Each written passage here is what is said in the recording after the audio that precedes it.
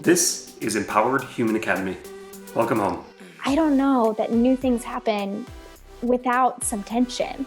And I think that there's something that I'm like, wow, I'm awake right now. Like I am impressed by life because none of us would have ever chosen these hard things. None of us would have ever chosen this disconnection, but the connection that's being built out of it, whoa, couldn't have called that out, you know? This is about love. This is about light. This is about the idea that you have everything you will ever need. And this life of yours, this is where you grow, you expand, and you remember who you really are. I'm Abe. I'm Isaac. In Empowered Human Academy, we join with humans of all kinds to feel the inspiration that can only come with empowered living. The stories you hear today are unique, but the energy you hear today belongs to you too. So, with hearts wide open, let's begin. Hey everyone, welcome back to Empowered Human Academy. Today we have our good friend Alicia. Hi Alicia, how are you doing tonight? Hi, I'm doing very well. Very grateful to be here. Awesome. We're so grateful that you're here. Let's dive into it. So, the way we open up all of these is with a question of identity. So without thinking about like to whom you have to introduce yourself or in what context is what appropriate, if it's just you coming home to you, who are you? What words of identity do you choose when it's just you looking at yourself? Or not even looking at yourself, just being with yourself. When you're just you being you in your essence, what words fit? Wow, what a good qualifier of who I am. I feel like when I'm coming home to myself, I'm a person who enjoys being present, enjoys rest, enjoys being at home. And yeah, I feel like a lot of my days are filled with creating experiences for other people, and which I get to watch them delight and enjoy often for the first time. And so I think that that's something that I come home to in myself too, that there's a little bit of joy and exploration in every day. Totally. Have you always felt present, or what is your relationship to being present like? My relationship to being present has been sorted. I feel like there's a very natural piece of being present that feels a little bit inherent to, Enneagram speak, like a 9, wanting really hard to be, or even at their best self being really present to themselves and others. But I feel like so much of that could be marked with movement into other people's experiences, or honestly, even my own anxiety or whatever the things are that kind of pull me away from being really content or satisfied in what's actually happening in front of me. That can be a distracting thing sometimes. I feel like I can often veer off into little rabbit trails of distraction. So is it a constant practice of becoming more present amidst everything that kind of competes for your attention? Yeah, 100%. Which I think is, honestly, that's the age that we're in a lot of ways. Everything is trying to get after our attention. So I would venture to say it's not just me who's fighting against that piece of staying present. But yeah, I feel like especially, in my own experience, there's this piece of how do I kind of breathe in the vapors of what's actually happening and not thinking about the next thing or the past thing or even how could this thing be better, but just, I'm just here. Totally. And I can't hold on to it. I just get to breathe it in and breathe it back out. Mm-hmm. When you were answering my question originally, you used the word enjoy a bunch of times. Mm-hmm. So tying it in with presence if you want to, but talk to me about enjoyment and your relationship to it. That's a good question. I like to think I enjoy life. It feels so vital to life. Because otherwise, I feel like otherwise, what are we doing if we're not delighting and noticing and enjoying? Even in the hard things, even in the things that you kind of look around and you're like, oh, that's broken, or that's could be better, or, whatever the language is around it. I think our heart is longing for that delight and enjoyment. And there's actually so much to delight and enjoy in this very, very ordinary things in a day. Yeah. Which feels fun to explore. It feels really fun to explore the possibility. So what are you enjoying right now? Let's start there. Right now, I'm enjoying cocktails. I'm enjoying reading. I feel like this year, there's been, again, just this turn like inward towards home. Yeah. And like, what do you actually enjoy just about being like in your space? Sure. And what there is to delight in just the everyday tasks. And again, in my work, I'm often in a home. I'm often in a space. And so it's finding, again, just those daily tasks that feel enjoyable. If you're asking me from today's actual experience, the snow is something that I enjoyed today. Wonderful. That I would not say that I enjoy every day or even most days, but there was something about it today that was really playful and fun. And so it's even finding things that I'm like, oh, I would have said about myself, I hate that thing. I'm not into it. It's hard. Sure. But today there felt like a different experience, and it just feels like opening up to the new things. Yeah. Is that a habit that you have, or like are there cues that remind you to look for enjoyment, or what is it that allows you to make that a part of your everyday? Yeah, your mental habits. Yeah, it's something that you speak of so much, and I can see you lighting up when we talk about it. So, what is your process of enjoyment? I feel like a lot of it. Process of enjoyment. I think some of it just kind of happens, Cheers. like you're kind of just noticing like what's going on.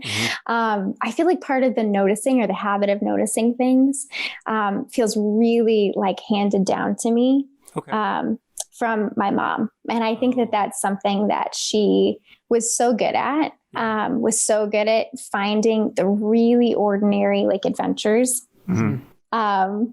And making them feel like extraordinary every day, that in a way that I feel like when I pass through the world, I'm like, oh, that's pretty simple. And it's not reaching for the stars. It's like exactly what's in front of me, but it's intensely enjoyable because of the way that I'm like experiencing or looking at it in the moment, the ability to actually be present in that second. But you said the word extraordinary, then that my brain went to delightful, which then my brain went to, you are our friend who remind us of Mary Poppins.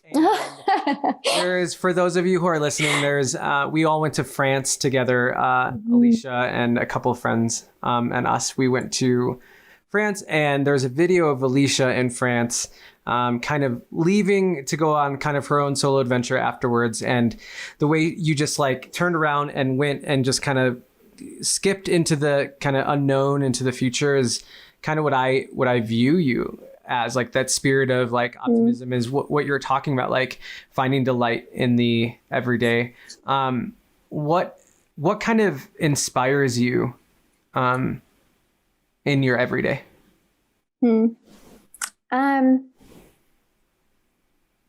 Well, even speaking of that trip, that trip was so powerful, I think, specifically because of the people that were on it, and the meaning and like what each person represented to me in that space and time. And I feel like that's a huge piece of this inspiration or this draw towards delight, is like the people that are around me. Because I feel like there's almost nothing more delightful than noticing the way that someone is uniquely seeing the world. I think that's part of why I do love what I do. I mean, being a full-time caretaker to three really little people, again, they're looking at the world for the first time, experiencing it, seeing things that I'm not seeing, and certainly not in the way that I'm seeing it now. And almost being reminded of that space or learning something totally new, because again, they're different people than I am. They may be young, but they are seeing the world in a way that I am not, and teaching me through it. And I feel like that's a huge inspiration, is when I'm getting to watch someone else delight in, or someone else. And that's, again, this drawback towards, again, Enneagram speak, but like drawback towards me rooting in myself is actually turning that eye onto myself as well, and going, oh, how are you seeing the world? How are you experiencing it too? Because so much of my lens can be, how is Abe seeing this? How is Isaac seeing this? And noticing the differences feels like you're rolling a gemstone in your hand a little bit. You're like, I wouldn't have seen this the same way. I wouldn't have seen all the facets, or I wouldn't have seen the way that the light actually reflects out from this space had I not seen it from every angle. And I feel like that's what people are to me. Sure. Yeah. So that feels like a huge source of inspiration. Is just human contact. Yeah. That I deal in physical metaphor in my head all the time. So the visual of like rolling a gemstone around and seeing the light interact with its facets as you rotate the thing, that's beautiful. Yeah, it's really cool. I'm curious about the relationship as you see it between creating an experience versus having one, I guess. Like earlier in the conversation, you talked about creating experiences for others. But there's also like the didactic sense of like, I choose to enjoy this. I look for something in it. How do those ideas work together? Yeah. For me, it feels like the more work, effort, strain that I'm putting on creating an experience, setting my expectation to go, here's what I think I'm going to get out of this. Here's what I imagine this is going to look like. The more that I'm missing what's actually really there, like the reality of what's happening. So I feel like whether it's, and I think probably, spatial area, like what's actually around me, setting up an experience feels like just kind of a landing space of what's going to happen here. And actually, we may get in the space and it feels totally different and needs to be moved, or it needs to be shifted, or something needs to get reworked because of what's the reality of what's happening, and actually letting like life lead it that way. And I think that I feel similar to conversations too. I feel like, again, like the more that you come into a conversation with anybody and go like, here's what I'm imagining, here's what I'm thinking, here's how it's going to go, here's what I'm bringing to it, the less like play that happens inside of it. And I don't know, and maybe this is being somewhat of an idealist, like that can also like leave you to a place where you are, where you're not leaning into, I don't know, I guess the adventure of what is already happening in the reality of it, for myself. Because again, I can go in and go, here's what it's going to be like. I have it all crafted out. Here's, and the like change in or the shift in it could lead me to disappointment, or could actually lead me to a place of maybe it's better than I could have imagined, actually. And the more that I'm willing to show up and let it be what it's going to be, setting the stage, doing all the work that I can to give it the best skeleton support for an experience that can be there. Awesome. But now I'm just here, and what's going to happen? I don't really know. Totally. It's like being planned versus being spontaneous. How in your experience have you kind of learned to be aware of when you want to kind of keep that control and also let it go and be what it wants to be, if that makes sense? Or Totally. Is that important to you at all? I mean, it might not be. Totally. So like the idea of like, how do I kind of notice, or not keep in check, but like become aware of where I'm at with the state that I'm in when I'm in an experience? Yeah. Like you were talking about, letting it be what it wants to be, and being also at a place where you have things kind of already planned out. Are there any moments in your experience where you like, chose to either make it more spontaneous or like let it go, or like hold on to what you had planned? Does that make sense? Yes, and totally. What's that relationship to you? Are they important? Is it important for you to kind of understand when to kind of say, not put your foot down, but like continue on the path that you right. Yeah. Like insist on a vision, like this was going to like be a certain way. Yeah. I feel like it is important, I think, for myself, because I think, so again, this waffle for my personality, and this might speak to you, may not, but like the idea of, I'm kind of just going with the flow. I don't really know what I want. I don't really have a vision or a hope or a desire really expressed. Mm-hmm. Now, the truth is I probably do have a desire that's deep down that I'm maybe unwilling to express, or I haven't even noticed myself. Okay. But I feel like without any sort of, like plan in place, I can really easily kind of shift into almost like an apathetic toward the experience place. Sure. Mm-hmm. So I feel like it actually really is important for me to go, here's what I could see. Like, here's how I could see this being the best that it could be in my own vision. Now, how do I stay malleable to like the reality, or how can I stay malleable to what's actually happening? Mm-hmm. And my own internal experience like cues me off to when I'm not in that state, because I start getting irritable or angry, or again, start to kind of go, I didn't see it that way. And I totally can do that. Like I totally can get into this place where I'm like, I knew it would be more beautiful this way, and now it's this, or I wanted you to delight in this thing and you're not delighting in that thing, wanting to superimpose what like my thought would be on the situation or the experience. And I feel like when I start to find those, and I mean, I'm speaking about this as if it's a mastered thing. It's not.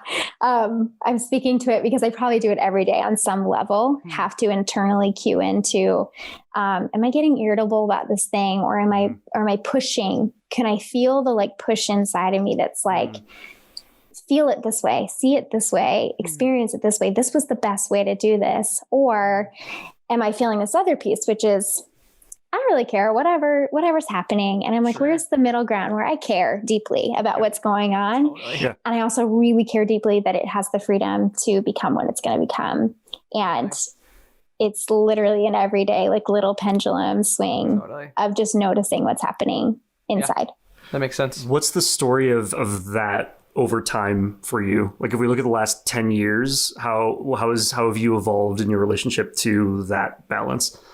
That is a very good question, and a very vulnerable question. I feel like I mean, if we just take a snapshot of the last 10 years, I would say that depending on the integration of my choices or the choices that I was making,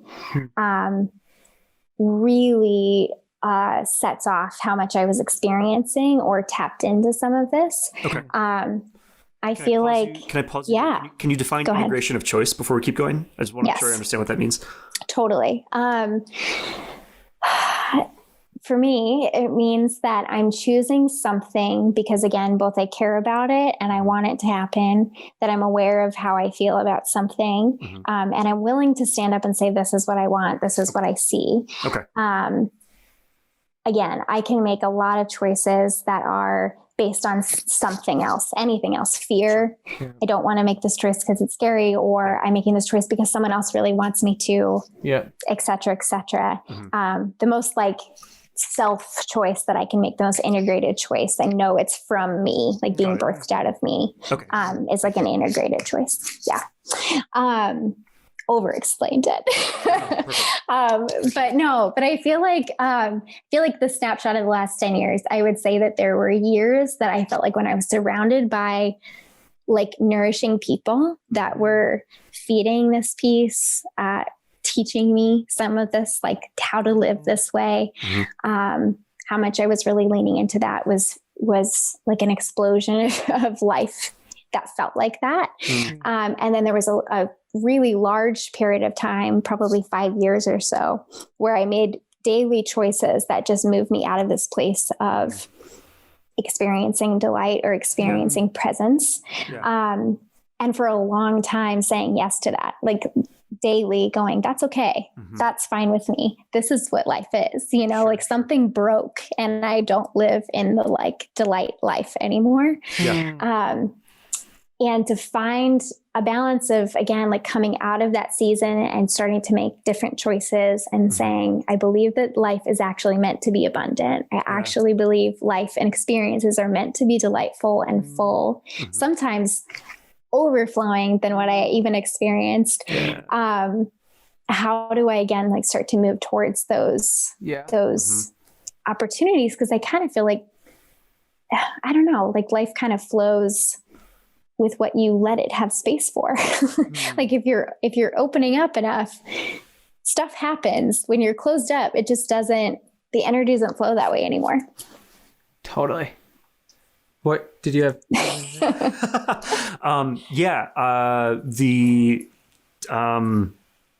There's a lot there, first of all. And I love the sense that I'm getting that this is our natural state, like to be in a place of allowing and enjoyment. Considering that to be the actual default that we return to. Like if something breaks, it's to take us away from that. What made you think that you could get back to that? When you were in a place where you had given away all of that, what made you realize that you could do it differently? Or was that the way the inflection point felt? What words would you have for it? Totally. Oh, I love that you said gave it away. That is really, that feels really accurate to what it felt like. I feel like there were probably, in some ways, a handful of things that felt like it opened up that vision again for life being bigger. Again, a lot of that is people. I feel like I have been educated in the way of life by a lot of humans, humans that are just beyond anything again I could have like asked or imagined, but are people that feed my philosophy in a way that makes life feel really possible. So definitely people being a huge piece of that, yourselves included. And then books that were really nourishing at that season, a purpose. I think like coming into some purpose for myself, like feeling that agency of, oh, I can change this. Like I have some like legs to stand on here. This isn't just, life isn't just happening to me. Like I am a part of it and I get to have some authority over it. And pieces of that, I mean, pieces of my faith that came into that as well. Like things I was reading about, it just felt very integrated to this abundant, full of agency, full of like possibility life that I had, kind of stepped away from or given away. What would you say to somebody who's in a place where like they've given that away, and there's some distance between that and them reclaiming that for themselves again? Given that, like everyone's story is totally different, but what would you say to somebody who's in that kind of liminal spot? Totally. Well, first, I think I would give them a really big hug and just say, like, you're still here, like it's still okay, because I think that there's such a loss of what feels like your best self, that you're really moving away from something that feels very intimate and personal in that space. So first start with just a hug. And again, like you said, everybody's life is so individual. But I feel like some of the things that were really helpful were really attainable first steps, daily steps, really attainable. I mean, like basic, someone's like, you're going really easy on yourself, but you just need to make a choice that makes you feel like you have your own foot on the ground. And you can accomplish it, like I can do this today. And there's something about just feeling your own ability that starts to feed the confidence of I have more, I have more inside. So even if it feels really small, and even I have talked about this at length especially with working out, but there's just this feeling of, okay, it's kind of embarrassing. I like kind of feel like a baby at this thing, but I'm going to do it anyway because I know it's just going to, again, like grow into something a little bit more. And I think the other thing is, and this is the hardest, I think, is the space of getting quiet and like being with yourself. I think that you have a lot of the answers inside of you. And I think that time and space alone can be sometimes like a room of panic. Like, what am I doing here? It brings up all the churning that you avoid every single day with activity and noise. I think underneath that, there is like core desire that just speaks to your soul. I mean, it's who you are.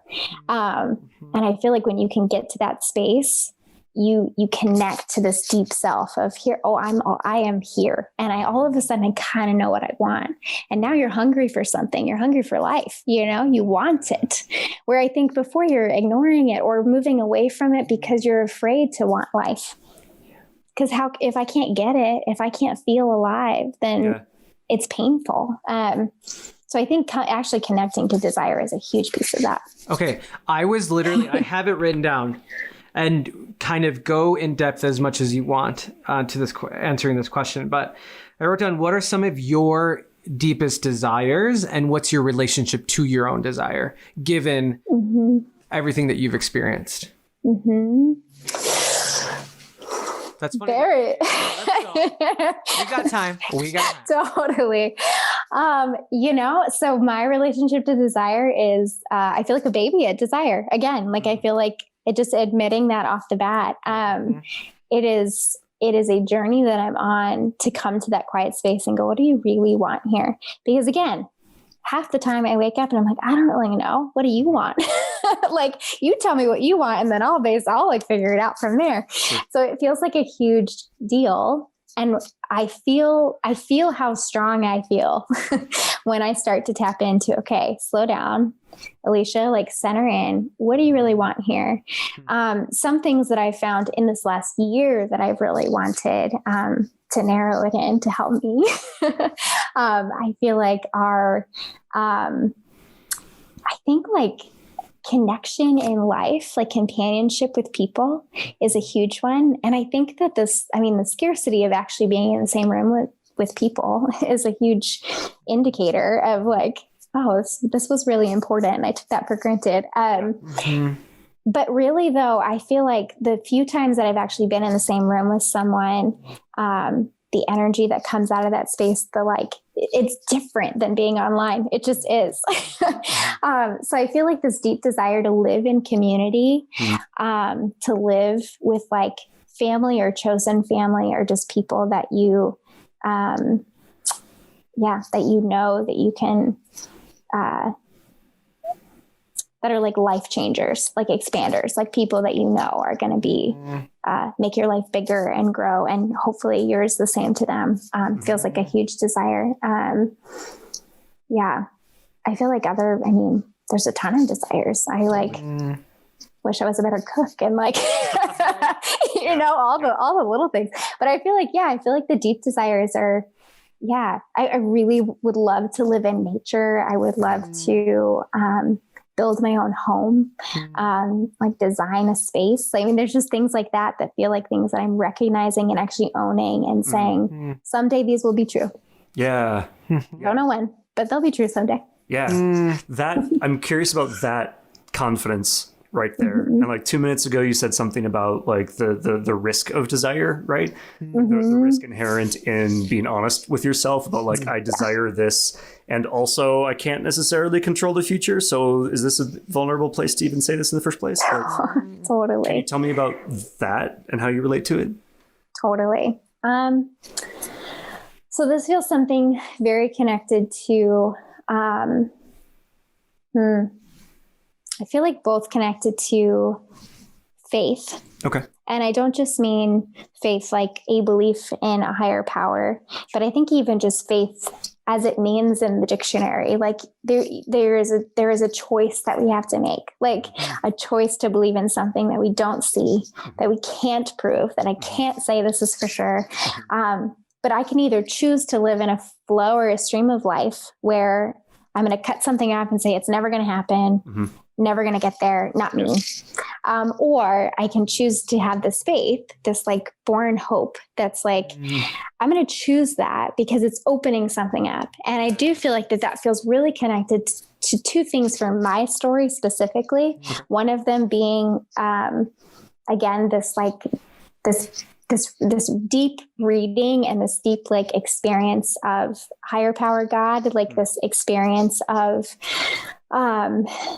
moving into abundance and belief that there is somebody that cares about me, that like wants something bigger for me and really deeply sees me as beloved. And that feels really huge. The second thing is something that I took from you guys actually years ago.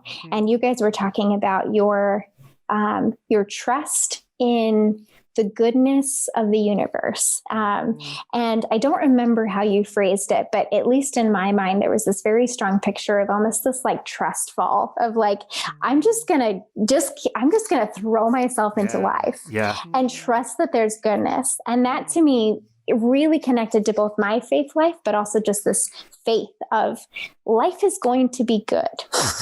And even when it's not good, circumstances change, everything, whatever, that there's still goodness there and I need to chase it because it's out there. And like, how do I get after it? And I think, so I think you're making me cry a little bit. I mean, there's no tears, but I'm welling up for sure. He's lying. There's a tear. I mean, there have been so many conversations over dinner and late into the night where we're just like diving into these topics and the moments of feeling most alive. I remember some of them are with you and in these conversations, and that's like, what a way to live. Like that's so everything else. I mean, when you feel the depth of living, like really profound joy and hope and that trust. Yeah. There's really nothing like it. I mean, like no money or like, I mean, money's great. I mean, nice houses are great. Things are beautiful, but there's this level of like depth that like is so palpable. Totally. That it literally moves me to tears for sure. It's really cool. I'm not crying right now, but I almost did. I don't know. It's really cool. So thanks for sharing that. Totally. Yeah. Yeah. I'm going to editorialize super briefly, which feels risky because this podcast episode is about you. But we've talked about this sort of thing so much, and to me, it feels like a gamble. I've been thinking of this lately as like what you're going to bet your life on things being good or on things being bad. Like you can't prove it conclusively either way. True. But betting your life on things being fundamentally good is more fun and unlocks more things in you, right? Totally. Yeah. And connects again to that. I mean, integration, the way that that's again, connecting so deeply to what you believe fundamentally about yourself. Like, am I going to wake up today and believe that I am like good, that I'm going to bring goodness and light and joy and possibility to people around me? Or am I going to wake up today and go, oh, like, man, it's me again. I'm going to like bring heaviness and hardness and all. And it's not that I never do. Some days I do. Like some days I bring that heaviness. Some days I have, the worst bouts of anxiety or the things that I'm just like, oh, like what presence am I bringing into the world? And it feels like I don't like what I'm bringing.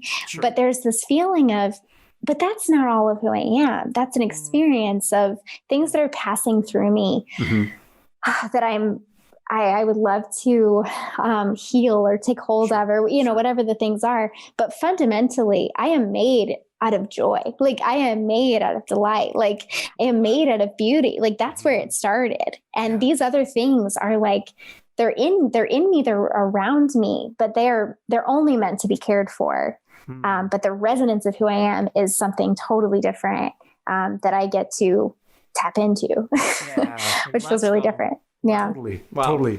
How do you maintain your connection to that in the moments when you don't feel it? And maybe earlier you briefly mentioned the idea that you can enjoy aspects of hard things. Maybe they're connected. How do you, when you're in a space that feels dark or dead or any of those things, how do you maintain your connection to that knowledge that you are made of joy? Yeah. Great question. As a learner in this moment of that very thing, some days it feels like the best thought is tomorrow is a new day. Like the best thought is I get to start fresh again tomorrow. And there's something about knowing that I can reset, that actually really is helpful to go like, today's not a waste. It's not a wash, but I can be kind to myself and not try to force myself to move from this place too quickly, or to not care for this thing, or to ignore it and go, I don't want to feel this way. I want to feel this way. So how do I just get back to the joy? I'm like, today, right now, I'm feeling this. This is what is filling up inside of my body. How can I like slowly start to like let it again, kind of exhale this out. Yeah. And tomorrow I'm going to like take a deep breath of something else. And so some of those things that I feel like I would like kind of fill up on or try to, there are certain, I mean, I am like the corniest person ever, but like, I like have printed out quotes of things that really mean something to me. Yeah.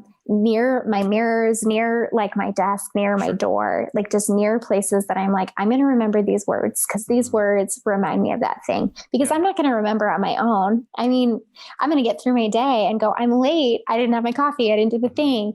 Unless I set out really like these stones of remembrance, like here is something that I'm really putting out to go trigger that thought. You are made for this. Like trigger that thought, you are beloved, like trigger that thought, you know, your life is meant for integration, you know, just whatever it is. And those things constantly change, you know, like I find new things and I post those things up. And then again, I mean, I feel like I'm like really stressing this, but people are really important. And I feel like having conversation with people who go, hey, you are delightful. Hey, you are beloved. Hey, you are meant for joy. Or, hey, I just see this thing in you, reminding you of the good things that they see. We just, I mean, I could say we don't do that enough. I've been richly blessed with people who reflect beautiful things and mirror things back at me. Yes.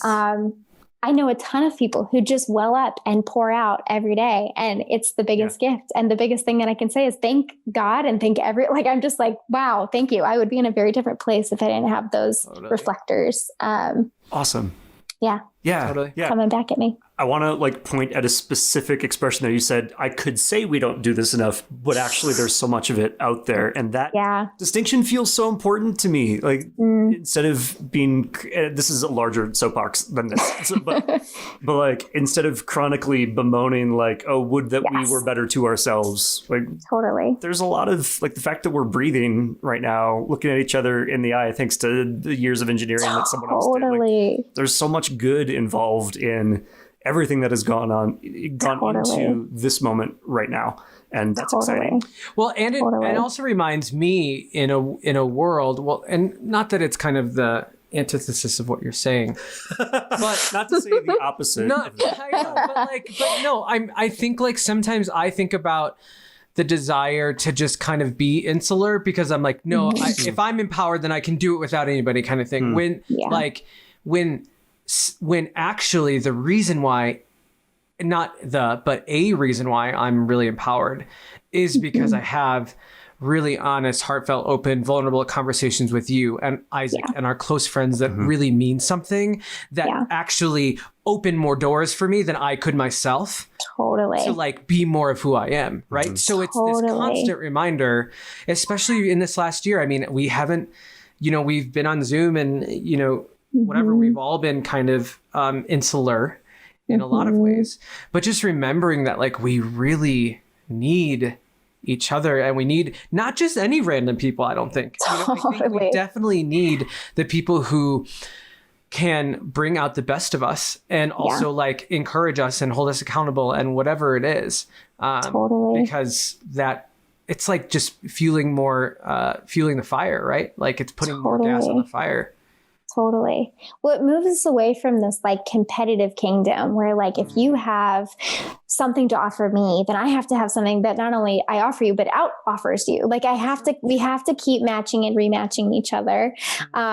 Because in a world that feels really scarce in our own minds, where it's like, if you're unique, how am I unique? If you're beloved, how am I beloved? If you're special, how am I special? Like there's this feeling of it has to, they're going to run out. Like there's not enough to go around. And the idea of going like, oh, you are full of life, full of joy. You empower me. You actually make me more of who I am. And also the same is true for you. Like you're full and overflowing. And it feels like all of a sudden this this competitive edge, to like another person, feels like it starts to diminish. And I don't even view myself as the most competitive, but those thoughts are still inside of me. Like if anyone I feel like is honest with themselves, there's this piece of us that I want to be told I'm special. I want to be told I'm unique. I want to be told that you see something in me that you don't see in anyone else. There's this like want for this thing, but I don't know. I feel like when the world starts to open up all of a sudden and you're like, oh my gosh, there's more than enough to go around. There's more than enough for everyone. And all of a sudden, all I want to do is notice your beauty and your joy and your like fullness. And it feels like, because some part of me is convinced that that's true of me too, that I'm like, oh, okay. I love it. And I like need it. And I need those people reflecting back at me. But that like hunger is different, it feels like nourishment more than starvation or something. And it doesn't take away the compliments or the support or the connection doesn't take away from your inherent power and joy and worthiness. And strength. That was a cool word that you used. Like you said, I feel how strong I feel when something. And I wrote down those words because just in the relationship that like the friendship that you and I have, and seeing like some of the changes or dawning understandings that you've expressed over time. I've seen some moments where you've like realized some of your own strength. So I want to ask, like, can you tell me what it is like to feel the strength that is inherent to you? Like, what is that? Maybe in the specific, like, what is the strength of our friend AK, and also what does it mean to acknowledge and step into and flex the strength that you have? Great question. That is a great question. Well, it's also such a kind question or a kind reflection. I feel like I'm just sitting and having that reflected back by a friend. So yeah, I feel like I'm in that moment. But yeah, I feel like currently feeling my own strength feels like a centered peace that I won't say I've never felt before, but it feels really, it feels really good.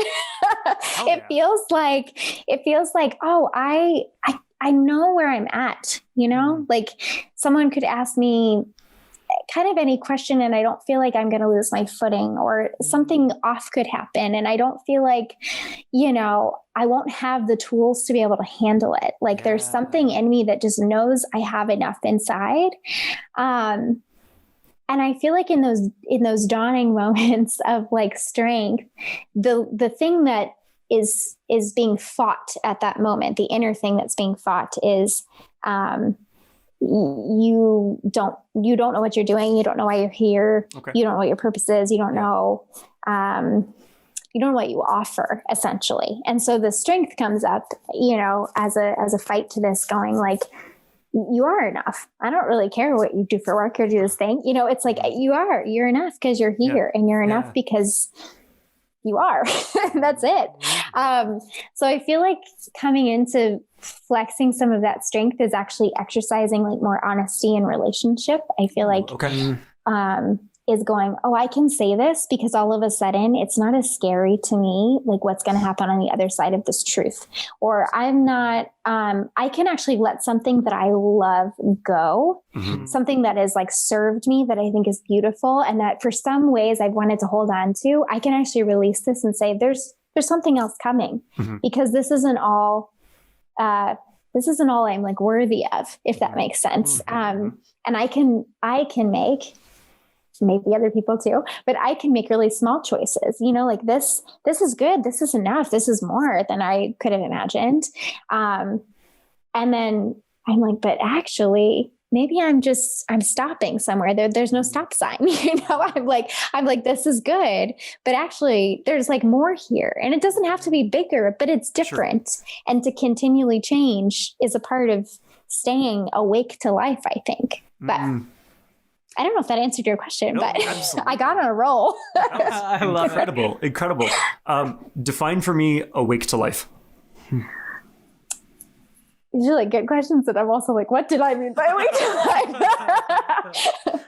life? Awake to life. I feel like for me, that means, I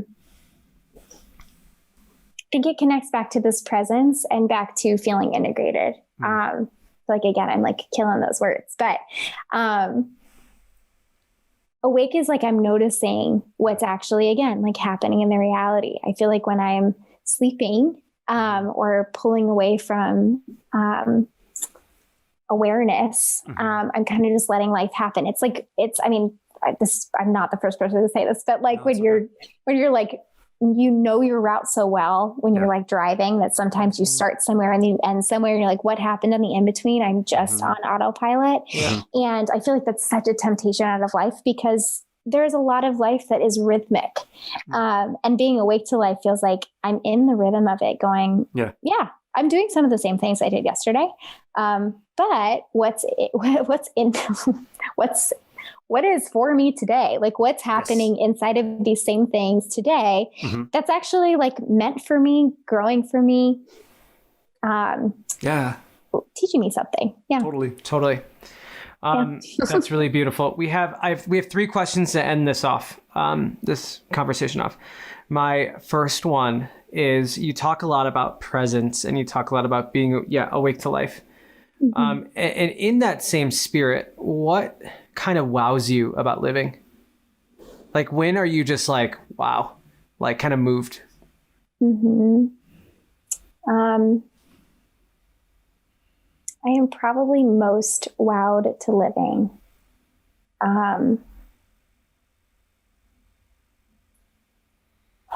It's a real toss up between, again, I think the like this is it. I think, the creativity that happens within conversation, both really inspiring and moving conversations, that all of a sudden connect back and you've come full circle and both people leave like they're feeling like filled up. Like this is just this like now we know why we're here and we feel like better for it. I also feel like the same, so much of it comes out of these creative spaces of conversation. I feel the same within conflict, honestly, like the things that feel hard, the things that feel like, I feel like we're hitting a wall. We don't know where to go. I'm so hurt. Like we just are never going to see eye to eye. And the pathways that get created when 2 people are able to show up to the table and create something totally other, that where all of a sudden they're like in a whole other space of thinking, they're seeing each other in a whole new way. There's something about that even though there's something that feels sort of violent to us about it, about conflict. There is this space that all of a sudden you're like, oh, something new is happening. I mean, even this year I look at, as much as there is disappointment and still so much that's needing to come, there's still this space that I'm like, something new is happening though. And I don't know that new things happen without some tension. And I think that there's something that I'm like, wow, I'm awake right now. Like I am impressed by life because none of us would have ever chosen these hard things. None of us would have ever chosen this disconnection, but the connection that's being built out of it. Whoa, couldn't have called that out, Oh my gosh. And now it's my turn to tear up. I feel that super, super deeply. Okay, cool. There's something that I'm excited to say, but I'm going to save it until after these next 2 questions. Make sure. I remember it. Oh, I'm not forgetting this. Okay. We touched on this earlier, but as concisely as you care to be or not, go for both. That's fine. What does an empowered Alicia feel like? Ooh. An empowered Alicia is playful. Very talkative, able to make decisions, and is creating something, is like doing something actively. Yep. Yeah. Great. That's all I got. Final question. Yeah.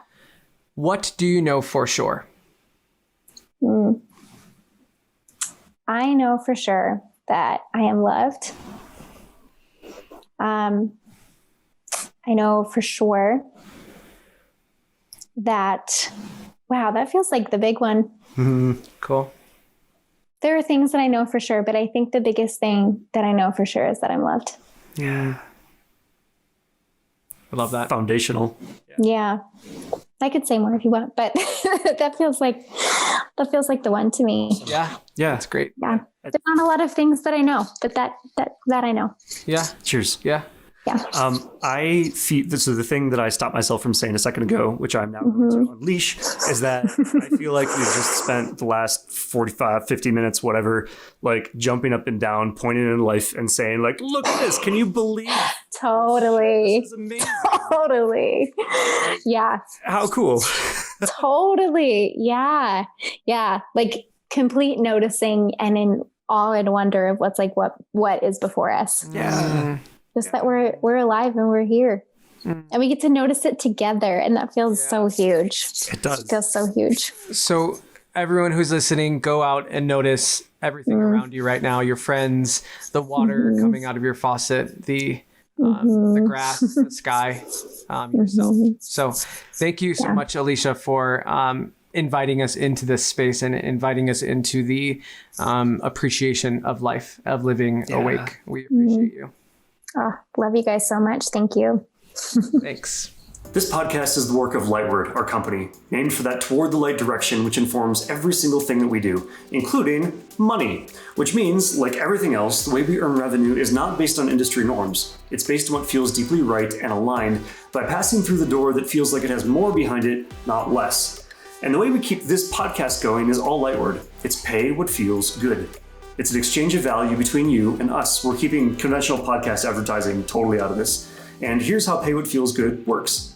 We give you this episode because it feels good to do so. And you consider, honestly, what number of dollars this episode is genuinely worth to you. I do not care if that's $3, $1,000, or literally $0 and a heart emoji, as long as that trade genuinely makes your day better. And the energy there is the entire point. That is what we're building our business on. No advertisers, no selling your attention, just you and us, trading value in a way that builds us both up. So whatever the number, when you're done listening, head to empoweredhumanacademy.com and hit the Pay What Feels Good button. We use this policy across all of our company's work, and I'm really excited to bring it here to the world of podcasts. This is us voting for the world that we want to see. Thank you for being here.